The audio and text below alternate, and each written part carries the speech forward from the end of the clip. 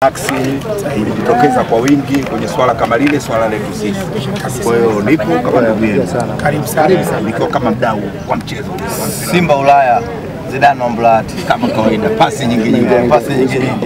Zidane bwana on Blood. Bwana, mimi nataka uniambie, umekuja hapa kwenye hafla ya rais wa klabu ya Young Africans baada ya kuteuliwa kwenye nafasi kubwa ya FIFA.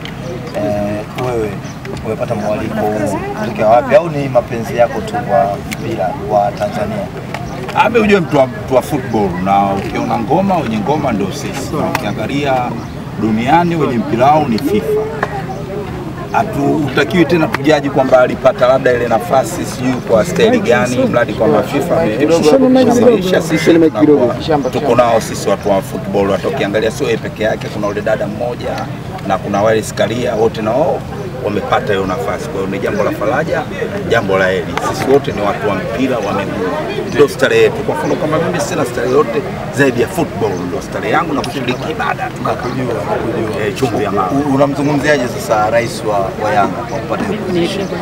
Ni jambo la faraja na ni jambo la heri kwake mwenyewe binafsi. Amepambana kadiri ya uwezo wake, ndio ilipofikia. Ni jambo kwa kweli la kumpongeza, na ukiangalia kila mtu anataka nafasi ya ipate, lakini ikifika wakati utafanikiwa kuipata. Nampongeza kwa hichi ambacho alichokifanya na hichi alichokipata. Manake hii ni nafasi kubwa, bila shaka inaongeza uzoefu katika karia yake ya mpira. Uoni pia kwenye uongozi wake kama itawasumbua nyinyi sasa wapinzani wake, kwa sababu atakuwa anapata experience kutoka kwa viongozi wakubwa FIFA, anakutana na watu wengi. Kama juzi tu alikuwa Roma, Italy, alipata mwaliko wa rais wa PSG ambaye pia ni mwenyekiti wa vilabu barani Ulaya. Uone experience, uzoefu anaopata, kama utazidi kuwaletea shida kama wapinzani sasa tukirudi huko ndani. Shida inakuwa ngumu kuwa kwenye shida, sababu ile ni swala la FIFA, na kama ni mjumbe wa vilabu kwamba kusema kwamba shida kwenye ligi yetu itakuwa kila timu ujue na style yake jinsi inavyoandaa mazingira kupata matokeo na kupata wachezaji iliyokuwa nayo. Kwa hiyo kwenye mpira wetu iko tofauti na yeye cheo chake jisikilize. Kwa cheo chake ni rais wa mjumbe, yani ni mjumbe wa vilabu barani kwenye FIFA. Kwa hiyo ni kama mjumbe hii kwenye vilabu haitoleta shida, ni jambo la kawaida tu katika mchezo wa mpira miguu.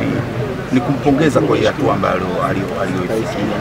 Hata mimi chumvi ya mawe vile natamani vile niwe shabiki bora vile FIFA nao Simba Ulaya huyo. Kwa hiyo ni jambo la heri. Kwa hiyo ni jambo kwa kweli la kumpongeza. Alisumbui ligi yetu mwenyewe, unafikiri ukiangalia labda sana kule FIFA alikokwenda sana ajitahidi labda kuwa karibu na labda na TFF na bodi ya ligi, tuboreshe labda viwanja vyetu. Nafikiri vingi vimekuwa havina ile quality ya kupiga mipasi mingi ambayo kana kwamba mimi napenda kufarijika. Viwanja vingi vinakuwa kama kile sani cha kukanga bisi, ile muda mwingi kinaruka.